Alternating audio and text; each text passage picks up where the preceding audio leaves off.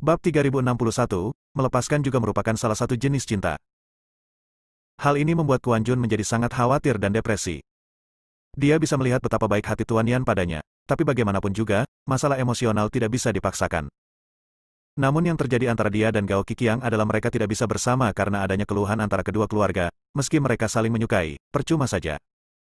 Untuk sementara waktu, Kuan Jun terjerumus ke dalam keterikatan emosional dan tidak bisa melepaskan diri.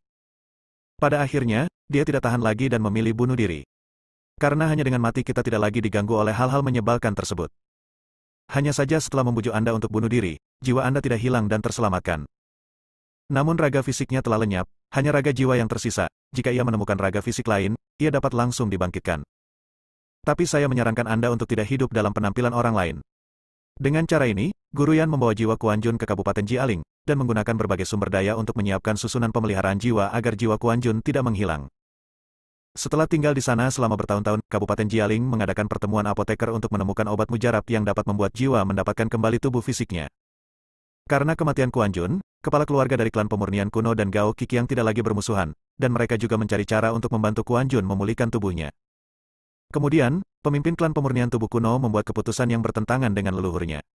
Dia ingin menggunakan pil jiwa es di tanah harta karun untuk membantu saudara perempuannya mendapatkan kembali tubuh fisiknya. Lalu datanglah hal-hal berikutnya, lagi pula, tidak sembarang orang bisa memasuki tanah harta karun, dan tidak sembarang orang bisa mendapatkan pil jiwa es. Tuan Dev, kami tahu tidak baik menggunakan Anda seperti ini, tetapi untuk membalas budi Anda, saya akan memberi Anda cambuk ajaib dari klan pemurnian tubuh kuno kami.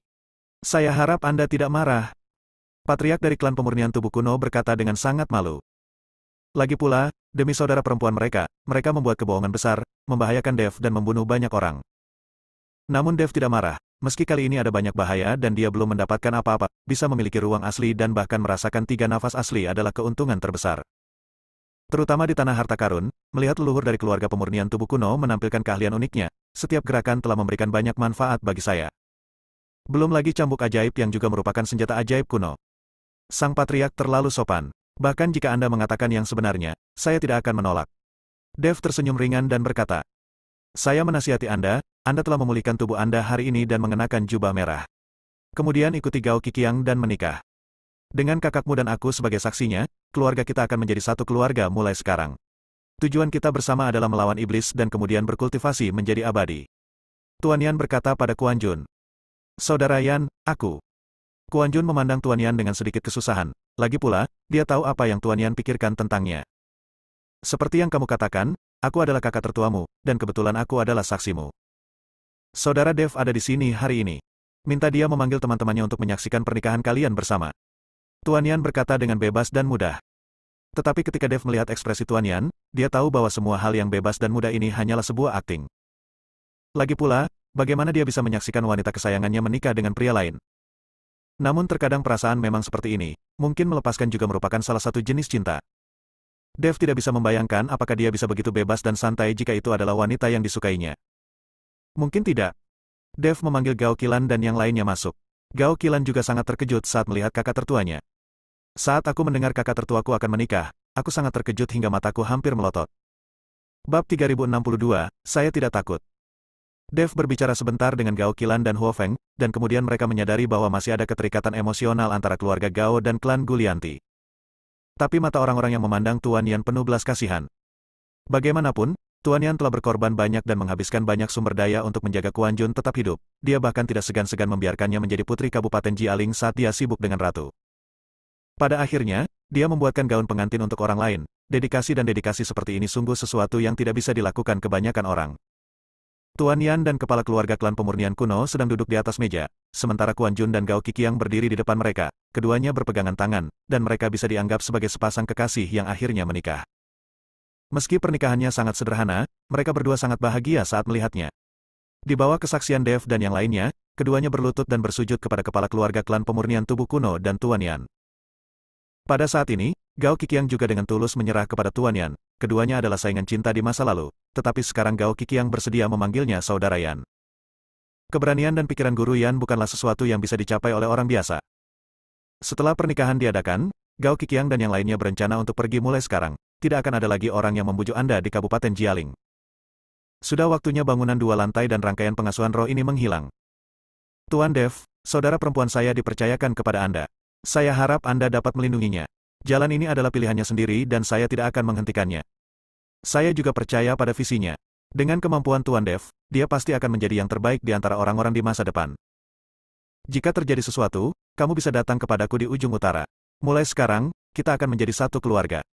Sebelum Gao Qiqiang pergi, dia berkata pada Dev. Jangan khawatir, Patriark Gao. Selama aku masih punya nafas, aku tidak akan membiarkan mereka terluka. Hanya saja aku tidak bisa menaruh terlalu banyak emosi pada mereka sekarang. Masih banyak hal yang harus kulakukan. Dev tahu bahwa dia tidak bisa tetap mencintai putrinya sepanjang hari dan tetap tertekan di pedesaan yang lembut. Seorang pria memiliki ambisinya ke segala arah, dan tentu saja dia tidak bisa terikat oleh seorang wanita. Karena Qilan memilih untuk mengikutimu, itu tidak akan sulit di masa depan. Aku yakin dia akan mengikutimu dengan cermat. Aku mempercayai wanita dari keluarga Gao, tapi jika kamu mengkhianatinya, jangan salahkan aku karena berselisih. Meskipun nada suara Gao Qiqiang lembut, ada sedikit peringatan di dalamnya. Saudaraku, apa katamu? Ketika Gao Qilan melihat kakaknya memperingatkan Dev, dia tiba-tiba menjadi tidak senang. Ketika Gao Qiqiang mendengar ini, dia tersenyum dan berkata, kalian berdua sudah mulai berbicara satu sama lain sebelum memiliki hubungan formal. Kalian benar-benar bukan gadis yang baik. Dev, kamu telah menyinggung aliansi penyegel iblis kali ini, jadi kamu harus lebih berhati-hati. Selain itu, Raja Langguntur telah mencarimu. Tuan Yan membuka mulutnya untuk mengingatkan Dev. Dengan menggunakan alasan untuk memusnahkan para iblis dan mempertahankan jalan, aliansi penyegel iblis secara diam-diam berkolusi dengan para iblis untuk membudidayakan para iblis, berharap untuk mengandalkan kekuatan para iblis untuk mengendalikan seluruh langit dan dunia manusia. Aku tidak takut dengan hal ini. Semacam itu sama sekali. Sedangkan untuk Raja Lang Petir, sekarang kekuatan Yihe telah pulih. Aku yakin dengan kemampuan kita berdua, kita bisa bertarung dengan Raja Lang Petir. Dev berkata dengan sangat percaya diri. Jika Yihe belum pulih, Dev sendiri pasti bukan tandingan Raja Langguntur, tapi sekarang Yihe telah pulih, Dev tidak lagi takut. Kamu tidak perlu takut dengan Demon Ceiling Alliance, tapi jika Demon Ceiling Alliance bisa berkolusi dengan iblis, maka mereka bisa melakukan apa saja. Jika demikian, bisakah kamu melindungi gadis-gadis di sekitarmu? Tuan Yan bertanya pada Dev. Ketika Dev mendengar ini, dia langsung melihat ke arah Yu Jiameng, Huo Feng, Liu Ruyan dan Gao Qilan. Tak satu pun dari mereka yang sangat kuat. Jika aliansi penyegel iblis benar-benar menyerang wanita di sekitarnya, Dev mungkin tidak dapat melakukannya sepenuhnya. Bab 3063, aku sudah lama menunggumu. Melihat penampilan Dev, Tuan Yan melanjutkan, Dev, kamu dapat meninggalkan beberapa gadis di Kabupaten Jialing kami, dan tidak ada seorang pun di sini yang berani mengambil risiko dengan mereka. Tuan Yan, gadis-gadis ini adalah orang kepercayaan Tuan Dev. Meskipun akan aman jika mereka tinggal di Kabupaten Jialing, akan sangat sulit bagi Tuan Dev untuk melihat mereka. Sekarang setelah kekuatan saya pulih, saya akan tinggal di rumah kami. Kota Kekaisaran Iblis jika saatnya tiba. Menurutku aliansi penyegel iblis tidak berani bertindak gegabah. Yihe berbicara saat ini. Dia tahu bahwa memang sulit bagi Dev untuk melindungi keselamatan beberapa gadis, akan sangat berbahaya jika dia mengajak mereka berkeliling, dan itu juga akan menyeret Dev ke bawah. Satu-satunya cara adalah dengan tetap tinggal di kota Kekaisaran Iblis miliknya. Ini adalah cara teraman. Dev juga dapat kembali ke kota Kekaisaran Iblis kapan saja untuk berkumpul dengan beberapa gadis.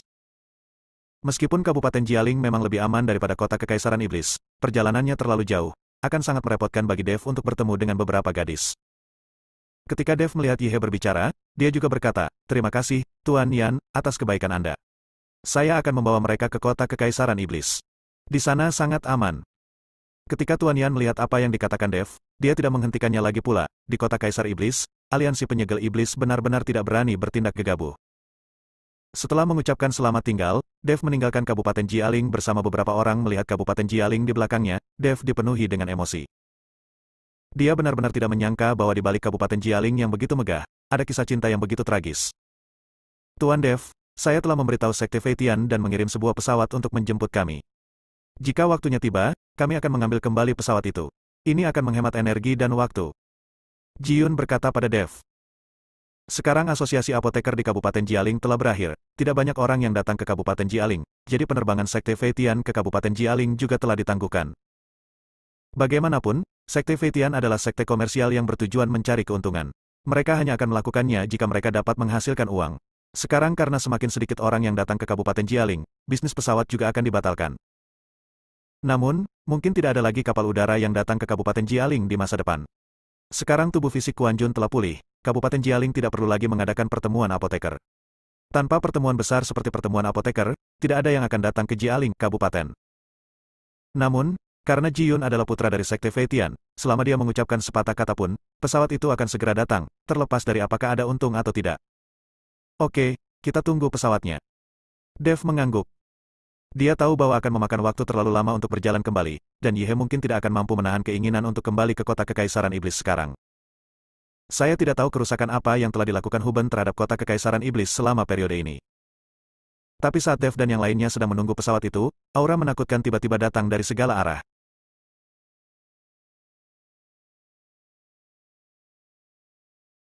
Merasakan nafas ini, Dev tiba-tiba terkejut. Dia tahu bahwa inilah kedatangan Raja Elang Guntur. Ekspresi semua orang berubah drastis saat mereka merasakan aura ini. Ketika Yi He melihat ini, tubuhnya sedikit gemetar, dan aura besar langsung menyebar, langsung menutupi beberapa orang.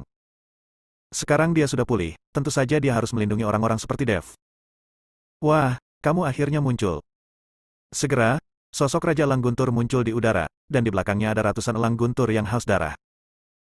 Ketika mereka melihat ratusan elang petir yang haus darah itu, wajah Dev dan Yi He berubah menjadi jelek.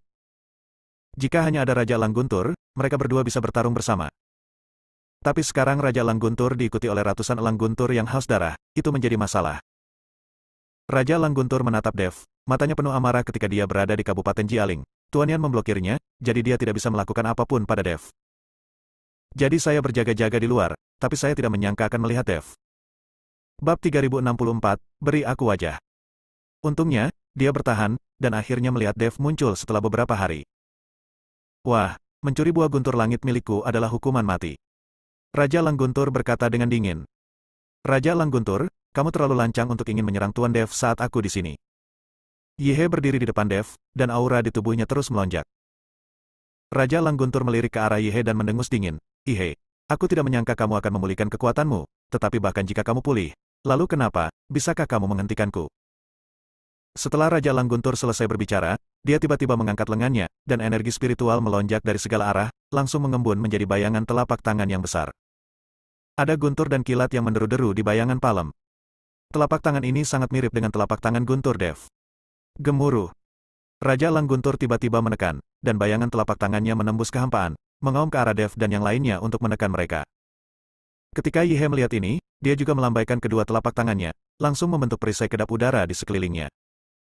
Yi He tahu bahwa dengan kekuatan Raja Elang Guntur, bahkan sedikit nafas pun akan membahayakan nyawa orang lain. Saat ini, mata Dev dipenuhi dengan guntur dan kilat, dan dia memukulnya dengan telapak tangan. Dengan Yi He melindungi yang lain, Dev bisa melakukan yang terbaik untuk bertarung dengan Raja Elang Guntur. Dev tahu bahwa ada kesenjangan kekuatan yang besar antara dirinya dan Raja Elang Guntur, tetapi Dev tidak bisa duduk diam dan menunggu kematian. Telapak tangan guntur langsung muncul di udara, dan guntur serta kilat terus bergerak, dan kemudian guntur dan kilat ini secara tak terduga berkumpul menjadi naga raksasa. Naga raksasa itu meraung dan bergegas menuju telapak tangan Raja Elang Guntur. Ketika Raja Elang Guntur melihat ini, ada sedikit rasa tidak percaya di matanya. Dia bisa merasakan kekuatan guntur dan kilat yang terkandung di telapak tangan Dev, yang sebenarnya lebih kuat dari miliknya. Dibandingkan dengan kekuatan guntur dan kilat saja, Raja Elang Guntur mungkin tidak mampu mengalahkan Dev. Kali ini, Raja Elang Guntur mengerutkan kening. Tapi ini juga membuatnya semakin marah, karena dia tahu bahwa alasan mengapa Dev memiliki kekuatan guntur dan kilat yang begitu kuat pasti disebabkan oleh pengambilan buah guntur langit miliknya sendiri. Gemuruh. Dua cetakan telapak tangan meledak di udara, dan aura nafas beterbangan kemana-mana, seperti angin kencang menyapu.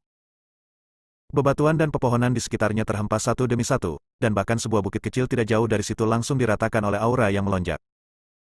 Untungnya, dengan telapak tangan Dev untuk menangkalnya, akibat dari segel telapak tangan Raja Elang Guntur tidak melukai Liu Ruyan dan yang lainnya, perisai aura Yi He memblokir semua aura.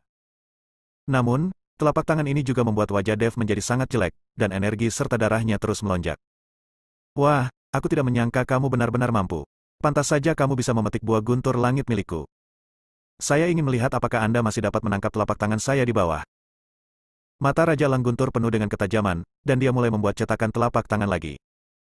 Dan ratusan elang petir yang haus darah itu juga mulai menangis, siap menyerang kapan saja. Melihat ini, ekspresi semua orang menjadi sangat serius. Tuan Dev, Anda dan yang lainnya akan segera pergi, dan saya akan menahan Raja Elang Guntur. Jika aku tidak bisa kembali, kota Kekaisaran Iblis akan dipercayakan padamu. Setelah melihat ini, Yi He membuat keputusan untuk mati, dia akan menggunakan hidupnya sendiri untuk memperjuangkan cara agar Dev dan yang lainnya dapat bertahan hidup.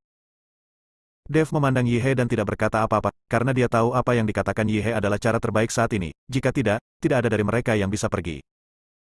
Namun saat Raja Langguntur sedang membuat telapak tangannya yang kedua dan hendak melancarkan serangan, tiba-tiba cahaya putih melesat langsung ke langit, langsung mengalahkan telapak tangan Raja Langguntur. Raja Langguntur, beri aku wajah dan lupakan masalah ini. Sosok Tuan Yan perlahan muncul. Bab 3065, Anda akan menyesalinya. Melihat Tuan Yan muncul, Dev dan Yi He menghela nafas lega. Jika tidak, jika Raja Langguntur menyerang dengan ratusan elang guntur yang haus darah, mereka tidak akan mampu melawan sama sekali. Dan Raja Langguntur sedikit terkejut saat melihat Tuan Yan muncul di luar Kabupaten Jialing. Tuan Yan, jika Anda tidak tinggal di Kabupaten Jialing, mengapa Anda kehabisan? Tempat ini bukan milik Kabupaten Jialingmu, jadi kamu tidak boleh membiarkan aku melakukan apapun, kan? Saya ingat Kabupaten Jialing tampaknya memiliki peraturan dan Anda tidak diperbolehkan ikut campur dalam urusan di luar Kabupaten Jialing.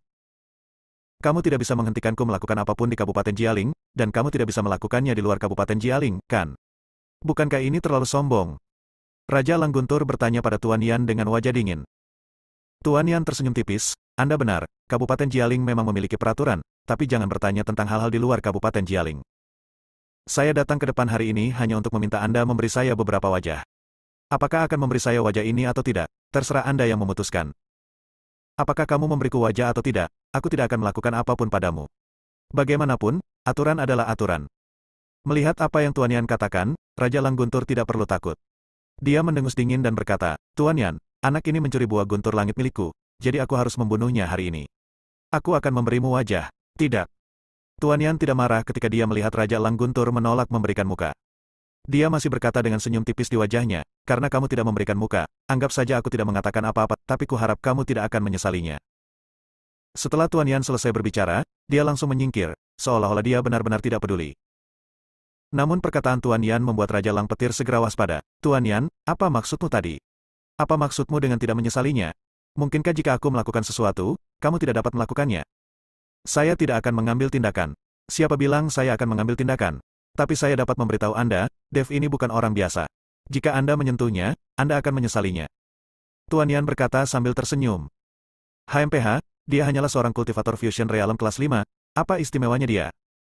Apakah ini hanya Yi He? Aku tidak takut padanya. Aku akan membunuh mereka semua hari ini. Raja Langguntur mendengus dingin, dia sama sekali tidak takut pada Yi He. Saat ini, Dev dan Yi He, mendengarkan kata-kata Guru Yan, tidak mengerti apa yang dia maksud. Melihat dia sangat ingin berdiri dan menonton, mereka berdua mulai merasa gugup. Namun, Dev tidak bisa memaksa Tuan Yan untuk membantu. Bagaimanapun juga, peraturan orang adalah peraturan, dan Anda tidak bisa melanggarnya sendiri. Tuan Dev, sebaiknya Anda melarikan diri nanti. Saya sendiri masih bisa menghentikan Raja Langguntur ini untuk sementara waktu. Yi He berkata pada Dev.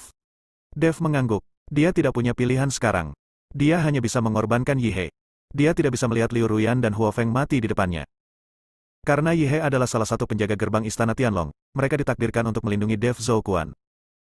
Jangan pernah berpikir untuk melarikan diri. Raja Langguntur tampak bersemangat, dan energi spiritualnya yang tak terbatas berkumpul, dan cetakan telapak tangan besar muncul lagi. Ratusan elang petir yang haus darah berada di segala arah untuk mencegah Dev dan yang lainnya melarikan diri. Melihat pemandangan ini, Dev tahu bahwa dia harus berjuang mati-matian, dan sulit untuk melarikan diri. Ratusan elang petir yang haus darah ini cukup bagi mereka untuk minum sepanci. Bertarung. Aura Dev melonjak, dan kekuatan aslinya terus memancar. Gao Qilan mengatupkan kedua telapak tangannya, dan untaian es berkumpul di depannya, dengan cepat membentuk dinding es, berharap dapat menahan serangan Raja Langguntur. Burung Phoenix api mengeluarkan teriakan dari mulutnya, dan berubah menjadi burung Phoenix. Sayapnya terbakar dengan nyala api, dan ia melebarkan sayapnya dan melayang di udara, berniat untuk menghadapi elang petir yang haus darah itu. Semua orang waspada dan siap bertarung. Tetapi pada saat ini, 3 aura menakutkan datang dari belakang semua orang dan langsung menuju ke Raja Langguntur. Bab 3066, apakah kamu percaya? Cetakan telapak tangan besar yang dipadatkan oleh Raja Langguntur baru saja terbentuk. Ketika dia merasakan 3 aura menakutkan, dia tiba-tiba terkejut dan tiba-tiba mengayunkan cetakan telapak tangan itu. Boom! Dengan suara keras, cetakan telapak tangan menghilang seketika, dan Raja Langguntur hanya merasakan tubuhnya bergetar sesaat, lalu terbang terbalik. Tubuh Raja Langguntur menghantam gunung tinggi di kejauhan, menghancurkan seluruh gunung. Raut wajah Raja Langguntur sangat jelek, dan dia berubah menjadi Langguntur dan terbang kembali. Ketika Raja Langguntur terbang kembali, dia menemukan 3 orang berdiri di depan Dev dan yang lainnya jelas sekali bahwa 3 napas tadi berasal dari mereka. Siapa kamu? Raja Langguntur memandang ke 3 orang di depannya dan berkata dengan sungguh-sungguh. Gao Qiqiang dari keluarga Gao. Pemimpin klan pemurnian tubuh kuno. Saya juga dari klan pemurnian tubuh kuno. Mereka bertiga membuka mulut untuk memperkenalkan diri. Ternyata Gao Qiqiang dan Quan Jun tidak pergi, melainkan datang membantu Dev dan yang lainnya. Ketiganya adalah kultivator hebat yang mampu melampaui kesengsaraan, dan meskipun Raja Langguntur hebat, dia tidak berani mengabaikan ketiganya. Dev dan Yi He merasa senang saat melihat ke 3 orang itu muncul, mereka juga mengerti apa yang dimaksud Tuan Yan barusan. Keluarga Gao, keluarga pemurni tubuh kuno. Raja Langguntur tampak bingung, saya tidak punya dendam terhadap Anda, mengapa Anda tiba-tiba menyerang saya? Raja Lang Petir mengetahui bahwa keluarga Gao dan klan Gulianti sama-sama berada di ujung utara dan belum pernah berinteraksi satu sama lain, apalagi permusuhan, ia tidak mengerti mengapa ke 3 orang ini tiba-tiba menyerangnya. Kami tidak memiliki keluhan, tapi kami tidak bisa hanya duduk diam jika Anda menyerang Tuan Dev. Kata Gao Qiqiang. Tuan Dev. Raja Langguntur tertegun sejenak, tapi segera mengalihkan perhatiannya ke Dev, maksudmu Dev ini? Ya, jika kamu menyerangnya, kamu menyerang kami. Jika kamu mengatakan kami mengalahkanmu. Gao Qiqiang tersenyum dingin.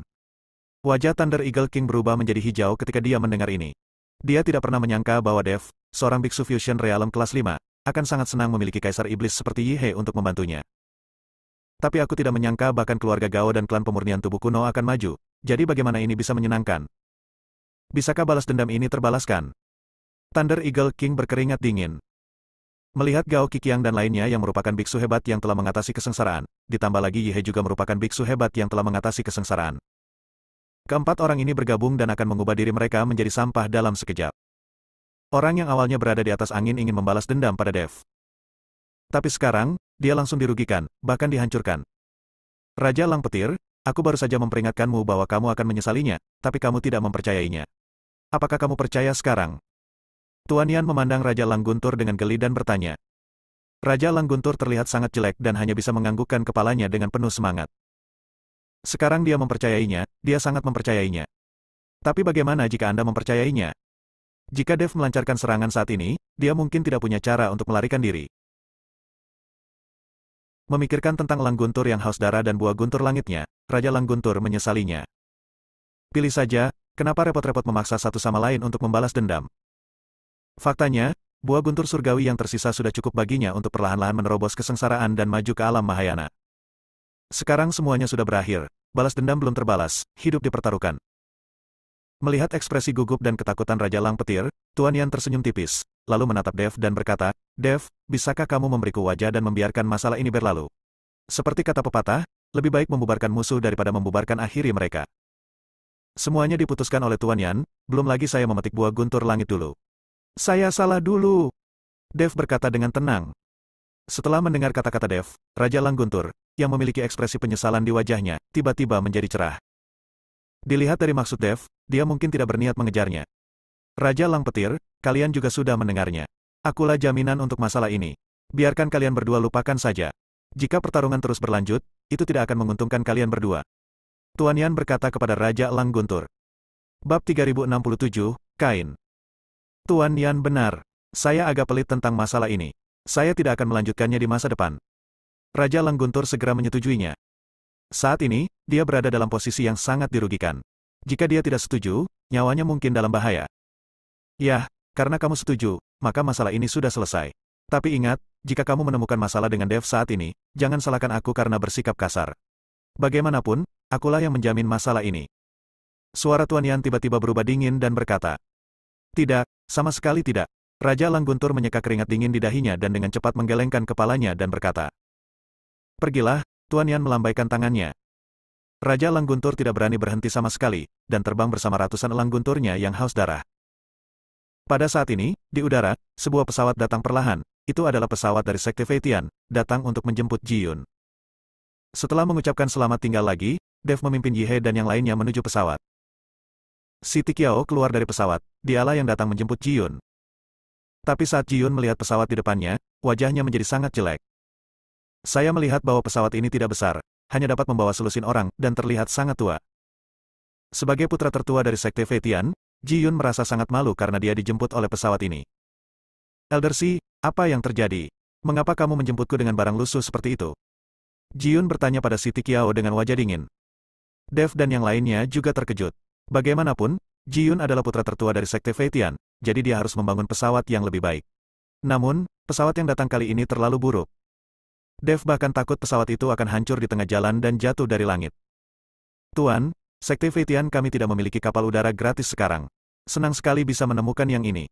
Sebaiknya kami naik pesawat itu dan menjelaskannya kepada Anda sambil jalan. Siti Qiao berkata tanpa daya. Tidak ada lagi kapal udara gratis.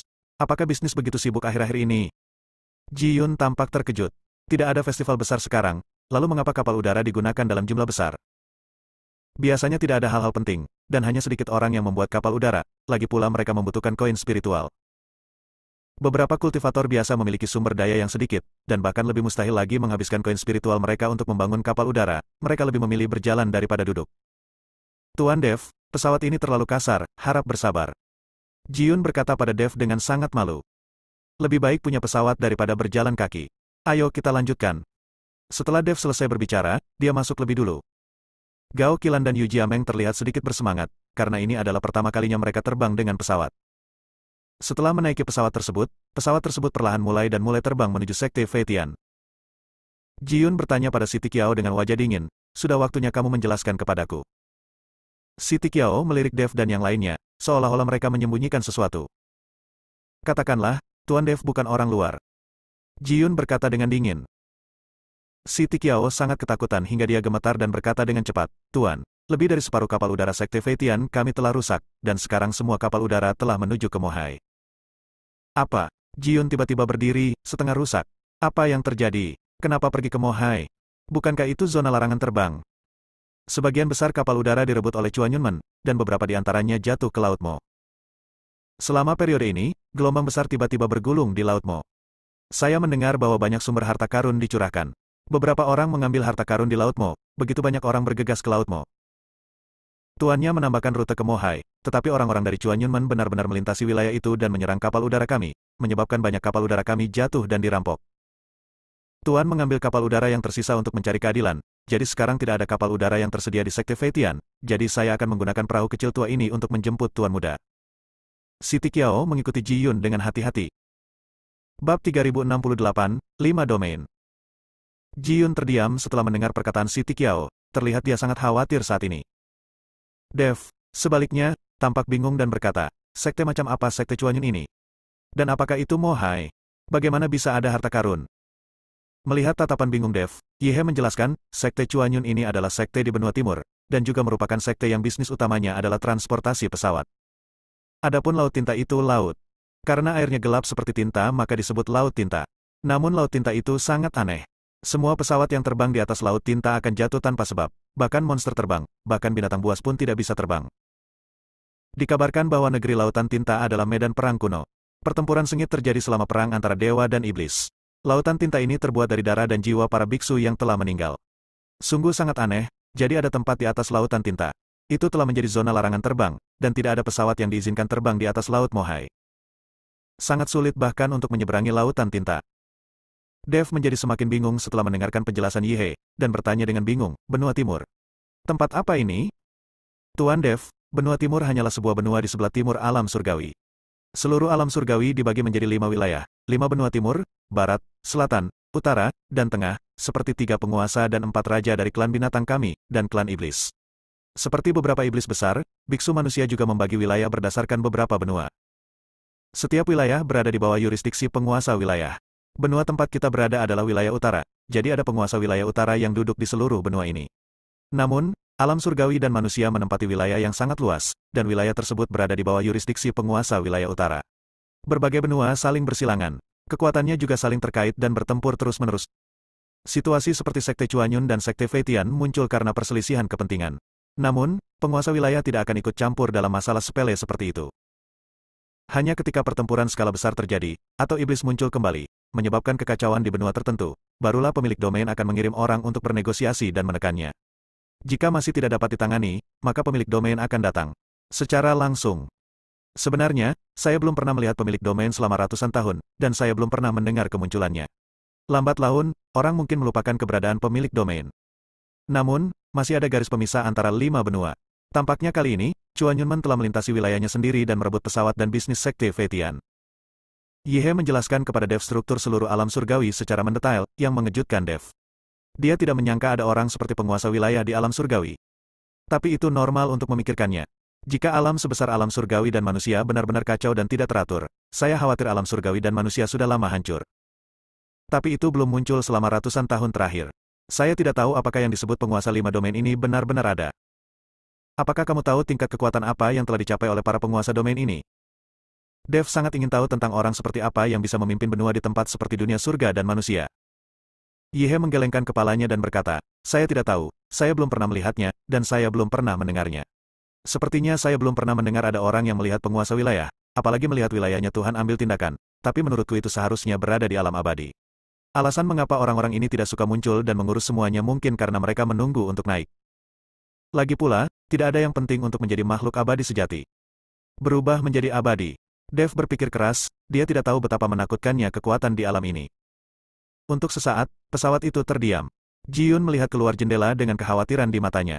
Dia yang telah makan dan minum tanpa rasa khawatir sepertinya merasakan tekanan saat ini. Bab 3069, aku akan pergi bersamamu. Setelah terbang selama sehari semalam, pesawat itu mendarat di Sekte Feitian. Satu-satunya orang yang ditinggalkan oleh Sekte Feitian saat ini adalah orang tua, lemah, sakit dan cacat, dan kebanyakan dari mereka mengikuti pemimpin Sekte Kemohai. Siti Qiao tetap tinggal di Sekte Feitian dan mengurus beberapa hal. Tuan Dev, saya hanya dapat mengirim Anda ke sini. Saya ingin mengambil pesawat ini dan bergegas ke Mohai. Ji Yun berkata pada Dev dengan nada meminta maaf. Apakah kamu membutuhkan bantuanku? Dev bertanya pada Ji Yun. Bagaimanapun, Sekte Feitian adalah sekte komersial dan murid-muridnya tidak terlalu kuat, jadi jika ada konflik, Sekte Feitian tidak memiliki keuntungan. Tidak perlu, Chuan Yunmen sama seperti kita, tidak banyak ahlinya. Selain itu, Chuan Yunmen melintasi perbatasan untuk memprovokasi, jadi dia seharusnya tidak membawa banyak orang bersamanya. Ji Yun menggelengkan kepalanya dan menolak bantuan Dev Ping. Dia tahu bahwa Dev masih memiliki banyak hal yang harus diselesaikan, dan selain itu, perselisihan dengan Chuan Yunmen tidak seserius yang dibayangkan. Sebagai sekte bisnis, yang mereka pedulikan hanyalah keuntungan, dan mereka tidak akan berusaha sekuat tenaga. Ya, jaga dirimu baik-baik dan beritahu aku jika kamu butuh sesuatu. Dev mengeluarkan beberapa slip giok untuk transmisi suara dan memberikannya kepada Ji Yun.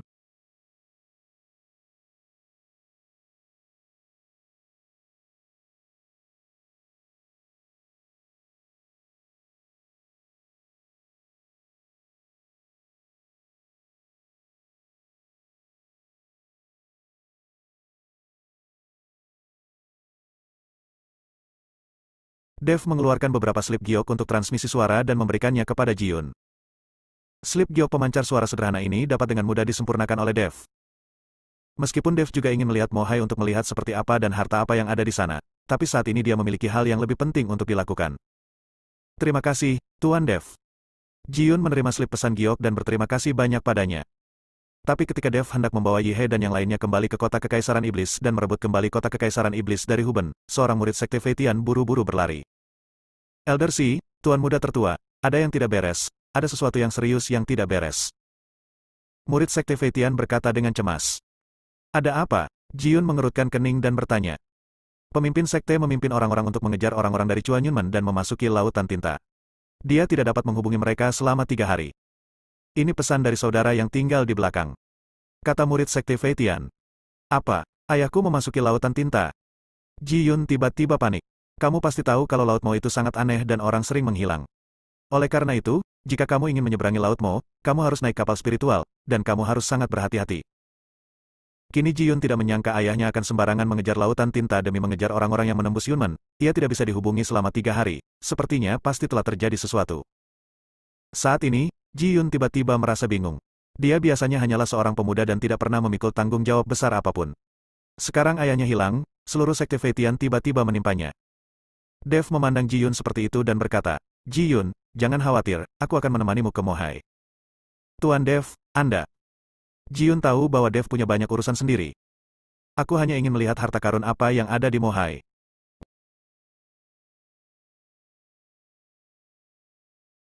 Mungkin akan ada petualangan.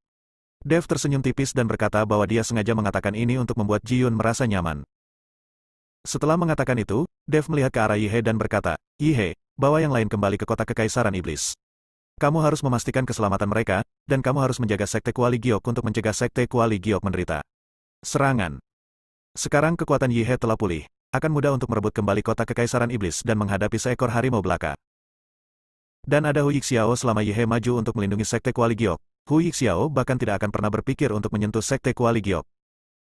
Jadi tidak masalah apakah Dev kembali atau tidak, hanya saja dia tidak bisa mendapatkan kembali busur Raja Dewa dalam waktu singkat. Tuan Dev, Mohai aneh dan tidak dapat diprediksi. Jika Anda pergi, berhati-hatilah. Yihe memperingatkan Dev. Bab 3070, Boneka. Aku tahu, kamu juga harus berhati-hati terhadap Raja Li untuk mencegah Raja Mingli menyerang kota Kekaisaran Iblis. Kata Dev.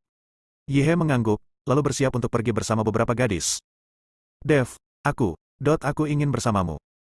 Kali ini, Gao Qilan berkata dengan lembut. Dia datang jauh-jauh dari utara jauh hanya untuk mengikuti Dev sekarang setelah Dev membuangnya, dia akan merasa bosan. Nona Gao, tanah Mohai sangat berbahaya, dan saya tidak begitu mengenal tempat itu. Saya khawatir akan berbahaya jika Anda mengikuti saya. Terlebih lagi, aku telah menyinggung aliansi penyegel iblis. Mungkin orang-orang dari aliansi penyegel iblis sedang mengejarku kemana-mana sekarang. Dev berkata jujur. Aku tidak takut, karena aku memilih untuk mengikutimu, aku tidak takut akan bahaya. Jika kamu benar-benar terbunuh, maka aku akan mengikutimu sampai mati. Mata Gao Qilan penuh tekad, mengungkapkan cintanya pada Dev. Melihat mata Gao Qilan, Dev sejenak tidak tahu harus berbuat apa. Bagaimanapun, Liu Ruyan, Huo Feng, dan Yu Jiameng semuanya ada di sini, dan mereka pasti ingin mengikutinya. Jika mereka setuju dengan Gao Qilan, apa yang akan dilakukan orang lain? Dev tidak bisa memihak satu hal, dan jika wanita-wanita ini mengikutinya, itu pasti akan sangat berbahaya. Tuan, biarkan Sister Qilan mengikutimu, ayo pergi ke kota Kekaisaran Iblis. Lagi pula, saudari Qilan belum tidur denganmu, kamu harus membiarkan orang lain merasakannya.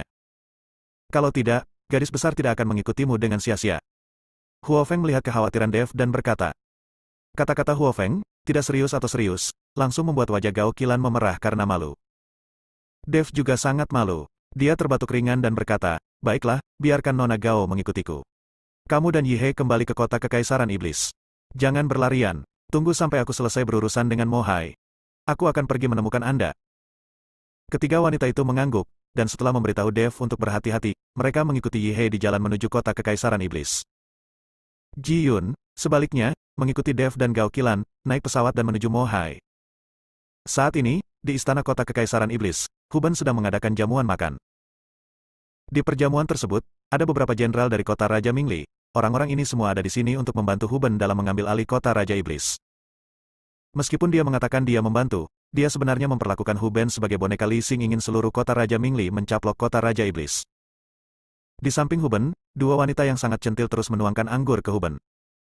Kedua wanita ini juga diberikan oleh Li Xing agar Huben melupakan Putri Isa. Huben tidak sopan. Dia menyentuh dua wanita di jamuan makan tanpa mempedulikan pandangan orang lain. Sekarang dia adalah Kaisar Iblis, dan dia yang terbesar di seluruh kota Kaisar Iblis. Tepat ketika Huben tenggelam dalam kelembutan kedua wanita itu, tiba-tiba langit menjadi gelap dan hembusan angin kencang mulai menderu. Mengapa situasinya tiba-tiba berubah? Huben melihat keluar jendela, sedikit terkejut. Bersamaan dengan hembusan angin, pintu istana tiba-tiba terbuka, dan sesosok tubuh perlahan masuk dari luar. Melihat sosok yang masuk, Huben mengerutkan kening, dengan sedikit kebingungan di matanya. Tetapi ketika sosok itu masuk ke aula, mata Huben tiba-tiba melebar, dan ketakutan di matanya tiba-tiba memenuhi udara. Iblis, Kaisar Iblis. Huben mendorong kedua wanita itu ke samping dan menatap Yihe dengan kaget. Dia tidak menyangka Kaisar Iblis Yihe akan kembali. Di aula utama, para jenderal kota Raja Mingli tercengang saat melihat Kaisar Iblis Yihe, lalu mereka berdiri dan menjadi waspada. Huben, bisakah kamu duduk di kursi di aula utama ini? Yihe berkata dengan ekspresi dingin. Huben gemetar dan segera turun dari kursi.